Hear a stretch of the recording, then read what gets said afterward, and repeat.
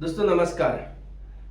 आज हम बात करेंगे होटल का परचेस डिपार्टमेंट का बारे में कि परचेस डिपार्टमेंट में क्या क्या ड्यूटीज एंड रिस्पॉन्सिबिलिटीज होता है और ऑपरेट करने के लिए purchase department what is the best way, ज़रूरी चीज़ें क्या है ध्यान रखना, और as a manager of the hotel also what you should know and anybody aspire to be manager you can also learn this. ठीक है। सो पहला चीज़ है परचेस में ऑफकोर्स आपको परचेस का जिम्मेदारी दिया जाता है, right. So you will go and buy items from the market. So आपको पहला जो जरूरी चीज़ है हैविंग मार्केट नॉलेज। आपको मार्केट का पूरा नॉलेज होना ज़रूरी है कि कौन सा चीज़ कहाँ पर, कौन सा सिटी पे हो, कौन सा चीज़ क्या रेट पे मिल रहा है, कहाँ कौन सा बल्क रेट मिलता है, कौन सा चीज़ कहाँ से सोर्स कर सकते हो। The various type of materials, vegetables, diary products, ठीक है, आपका मीट, चिकन, जो भी हो, इट कैन बी एनीथिंग। ठीक है। आपको कहाँ बेस्ट प्रोडक्ट मिलता है, कहाँ आपको बेस्ट प्राइस मिलता है और मार्केट का जेन्युइन प्राइस क्या है, सबका बारे में ज़्यादा से ज़्यादा इंफॉर्मेशन रहना, ये आपका फर्स्ट क्राइटेरिया होता है for the purchase manager. As a general manager आपको डिसीजन लेना पड़ता है, जो भी इंफॉर्मेशन आपके पास आएगा आप उसको फिल्टर आउट करना पड़ता है। तो आपको वो ध्यान रखना पड़ता है कि हाँ, जो इंफॉर्मेशन आपके पास आ रहा है तो ये सही है या नहीं, basis of that you will take the decision, right. So purchase manager का पहला रेस्पॉन्सिबिलिटी नॉलेज है। सेकंड आपका क्या आ जाता है, आपका वेंडर सिलेक्शन, राइट। आपको तो इन्फॉर्मेशन आ गया, इतना इन्फॉर्मेशन आपके पास है, लेकिन आप हर किसी के पास हर चीज के लिए नहीं जा सकते। आपको you have to select, right. आपके पास वेजिटेबल वेंडर शायद 5 6 7 10 भी हो सकते हैं, but you have to choose 1 or 2 maximum, right, और it can go up to 3। So you want to keep good relationship with multiple vendor, that's very much fine, but you cannot keep good relationship with everybody, you will be lost. So you need to prioritize who will be your first vendor, who will be your second vendor, or probably who will be your third vendor। ठीक है। तो जो vendor selection है वो बहुत जरूरी होता है, और आप किस बेसिस पे पहला प्रायोरिटी पहला वेंडर को दोगे। क्वालिटी, आपका सही क्वालिटी, कौन सबसे बेस्ट क्वालिटी देने वाला है, बेस्ट प्राइस कौन देने वाला है, कौन मोस्ट रिलायबल होने वाला है, किसका डिलीवरी जो टाइम है वो पक्का होने वाला है। सो ये सभी 4 चीजें जो कंप्लाई करेगा उस वेंडर को मेरा हिसाब से आपको पहला प्रायोरिटी देना चाहिए। देन आ गया आपको निगोशिएशंस, राइट। आपको निगोशिएशन में भी जब निगोशिएट कर रहे हो, आपको कौन फेवरेट टर्म्स दे रहा है, जो आपको फेवर करता है, ऐसा टर्म्स कौन सा वेंडर ज्यादा दे रहा है उसको भी ध्यान में रखना बहुत जरूरी है। देन कौन ज्यादा बल्क परचेस में या रेगुलर परचेस में ज्यादा डिस्काउंट दे रहा है वो भी देखना जरूरी है। किसी किसी आइटम में अपार्ट फ्रॉम दिस आपको वारंटी गारंटी का भी जरूरी होता है, वो कौन दे रहा है। कोई बोलेगा हाँ आपको मैं मैट्रेस प्रोवाइड कर रहा हूँ, बस 2 साल के बाद खराब हो गया, सस्ता वाला तो दे दिया, how does it work. So somebody has to provide warranty, right? Many of the items we need warranty guarantee, many of the items we need discount, many of the items we need favorite terms. So we need to decide which is more important for what particular items, then you can decide. Then inventory आपको जो maintain होता है उसको बराबर maintain करना बहुत जरूरी है। ठीक है। जब आप बराबर मेंटेन करने के लिए जाओगे, परचेस मैनेजर को ये पता रहना चाहिए कि कंजम्पशन का ट्रेंड क्या है, आप हर महीना कितना litre on an average oil consume करते हैं, कितना लीटर दूध कंज्यूम करते हैं। ठीक है। उस बेसिस पे आपको इन्वेंट्री मैनेज करना पड़ता है। डेली कितना होता है, मंथली कितना होता है, ये बहुत जरूरी है, क्योंकि पहले तो आपको डेली पता रहना है। कभी कभी क्या होता है, वीकडेज वीकेंड का वजह से डेली वेरिएबल हो जाता है आइटम के साथ, इसीलिए वीकली पता होना भी बहुत जरूरी है।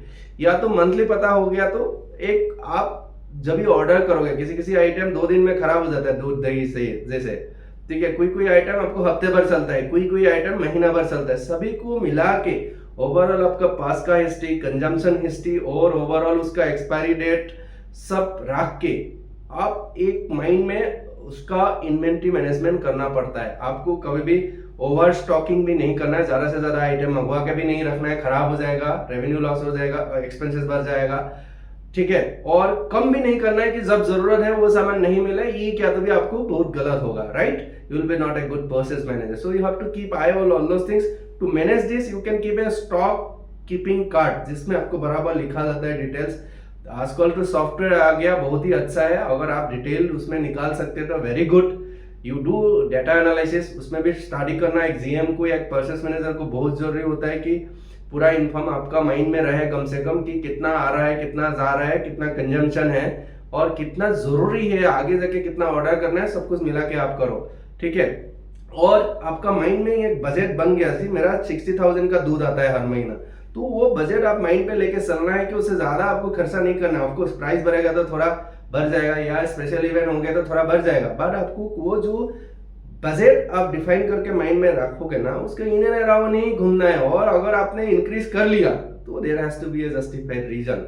आपका पास एक्सपेंसेस को भी आप रिव्यू करते रहना कि लास्ट महीना कितना किया था या लास्ट ईयर लास्ट मंथ को कितना किया था, सब रेवेन्यू जब बढ़ गया था, आपका खर्चा कितना बढ़ गया था, पूरा लेके आके 2020 में रिव्यू करते रहना, ताकि कहीं कौन सा भी आइटम में आपका कितना सारा सेगमेंट रहता है, category A item, category B item, category C item, ये कैटेगरी वाइज भी डिवाइड कर सकते हो कि जब से ज्यादा जो कॉस्टली आइटम्स है वो कैटेगरी ए आइटम में डाल सकते हो, जैसे ऑयल हो गया, मटन हो गया, जो भी एक्सपेंसिव आइटम आता है या बिगर क्वांटिटी में आता है जिसमें बड़ा आपका बिल रहता है, ठीक है, वो कैटेगरी आइटम में रहता है। और मैं ये भी सजेस्ट करूंगा कि आपका पूरा जो एफोर्ट है, ज्यादातर केसेस में जहां पे आप एफोर्ट डालने से पैसा बचा सकते हो उसमें ज्यादा एफोर्ट डालना है आपको, कि कैटेगरी आइटम ही कॉस्टली आइटम है और ज्यादा आइटम क्वांटिटी में भी आता है कुछ, वो भी कैटेगरी आइटम ए आइटम है, तो उसमें आप एफर्ट ज्यादा लगाओ तो ज्यादा कॉस्ट कंट्रोल कर पाओगे या उसको एक्सपेंसेस कम कर पाओगे, राइट।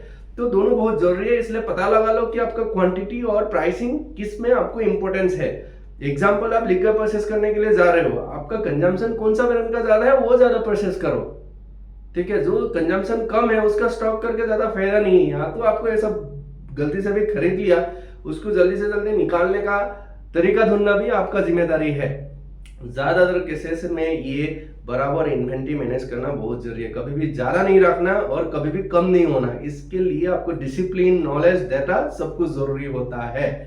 देन आप ऐसा भी होता है कि हाँ चलो आइटम तो पूरा आ गया, सेफ लोग क्या करता है, नीचे से कोई पूछ लिया कितना भी ऑर्डर कर दो, चलो सुबह ब्रेकफास्ट है पूरा धड़ाधड़ सब कुछ ऑर्डर कर दो, ऐसा नहीं होना चाहिए। आपको भी, सेफ लोगों को भी पता होना है कि कितना सारा आइटम कल का ब्रेकफास्ट के लिए जरूरी होगा, या हर डिपार्टमेंट को, मैं सेफ को ही क्यों बोल रहा हूँ क्योंकि ज्यादातर केसेस में डेली ऑर्डर जो सेफ लोग करता है, बट बाकी डिपार्टमेंट को भी बोल रहा हूँ कि जब भी आप ऑर्डर करोगे तो उसको आप ध्यान देके करना है कि आप बराबर उसको अप्रूवल के लिए ले रहे हो और आप जो जरूरी चीज है वही उठा रहे हो, कहीं आपका उधर भी जाके वो परे न रह जाए, क्योंकि कंपनी के लिए तो एक्सपेंसेस बुक हो जाएगा but you have not utilize that, simply it is lying in with you and at certain point of time ये या तो स्पॉइल हो जाएगा या तो एक्सपायर हो जाएगा, कुछ ना कुछ तो होगा उसका, या तो मिस यूज हो जाएगा। So never do that, whatever it is needed, pick up that much only so that like cost are control very efficiently. Then next होता है आपका जो अप्रूवल है, ठीक है। अप्रूवल एंड उसका एक वर्कफ्लो होता है अप्रूवल का। आप कभी भी जो है किसी डिपार्टमेंट को या किसी को भी जब एक आइटम जरूरी होगा वो प्रोसेस रिक्वेशन देगा कि मुझे ये चीज जरूरी होगा हुआ है, so he will go to GM or his HODs or the process department and tell this is what I need. Overall they will mutually decide, then process manager will go and get a performa invoice for that item or particular those things, right? He will get the performa invoice to the GM and probably sometimes it may be 3-4 performa invoice also from different vendors if you don't have a agreement already done, ठीक है। अगर आपका daily process का होता है तो मैं बोलूंगा आप डेली एग्रीमेंट कर लो, ठीक है। जहां आपका डेली आइटम आने वाला है उसमें आपको कॉन्ट्रैक्ट या एग्रीमेंट एक सर्टेन पीरियड के लिए करना ही है, ठीक है। अगर आपको वो चीज डेली नहीं सही है, एग्रीमेंट नहीं है, तो वहां पे आप कोटेशन लेके आओ 3-4, ठीक है। वो कोटेशन के बाद आप वो पीआई को ले लिया आपने, आपको अच्छा लगा, जो बेस्ट लगा, जिसमें वैल्यू देखा आपने, उसको अप्रूव कर दिया। अप्रूवल के बाद ये जाएगा आपका परचेज ऑर्डर बनने के लिए परचेज डिपार्टमेंट के पास। तो परचेज ऑर्डर भी साइन होने के बाद आप भेज दिया, आइटम आ गया, पेमेंट हो गया, सब कुछ होने के बाद आपको सिक्योरिटी एंट्री कर दिया टाइम ऑफिस से। उसके बाद भी जिम्मेदारी है कि गुड रिसीव नोट बना के बराबर उसको अपडेट कर दे सिस्टम में कि ये आइटम अवेलेबल है, स्टॉक में आ गया है। देन जब ये आइटम आने के बाद भी आपको क्वालिटी कंट्रोल में भी ध्यान रखना है। आइटम आ रहा है तो जो आपने रिक्वेजिशन में डाला था, जो आपने पीओ में डाला था, वो सही आइटम आया या नहीं आया, वो प्रॉपर क्वालिटी क्वांटिटी में आया या नहीं है, प्रॉपर वेट में आया या नहीं है, ठीक है, सब कुछ चेक करना बहुत जरूरी। You need to set a level for that also. Somebody goes and check it. If it is kitchen related, executive chef or somebody below him has to check daily. If it is engineering related, somebody from engineering department has to check it. If it is admin related, somebody from admin has to check it. So it is everybody's responsibility to check the quality and quantity. Then आ गया record keeping. Item तो आ रहा है, item daily आ रहा है, continuously आ रहा है। एक time पे क्या होता है, आपके पास बहुत ज्यादा रिकॉर्ड हो जाता है, उसका बिल लाना भी पड़ता है, आइटम लाना भी पड़ता है, उसका जीआरएन बनाना, पीओ सब बराबर मेंटेन करना है, किसी वेंडर को कितना पे करना है, सब टाइमली पेमेंट जाना है। Record keeping plays a very important. One is for payment, one is for auditing, one is for your data analyzing, and there for various reasons you may need the records, right? Tomorrow you want to go and check, compare what is the difference between your system inventory and your physical inventory. You have to tell it at certain point of time. There will be deficit, right? कोई item 2 दिखा रहा है but physically 1 ही है, तो आप कहीं ना कहीं वो आइटम को लेके जाके सेटल करके बराबर करना पड़ेगा। Probably I suggest every month, if not possible at least quarterly you should do that.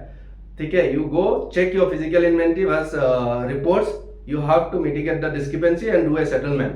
ठीक है, and you can automate few things like हमारा जैसे हो गया अपने मिल्क डेली परचेस करना बहुत मुश्किल। आप ऐसा बड़ा वेंडर ढूंढ लो जिसमें आपने कैश डिपॉजिट करके रख दिया सर्टेन फॉर द मंथ, आपको कैसे भी पे करना है, निगोशिएट वेल विद देम।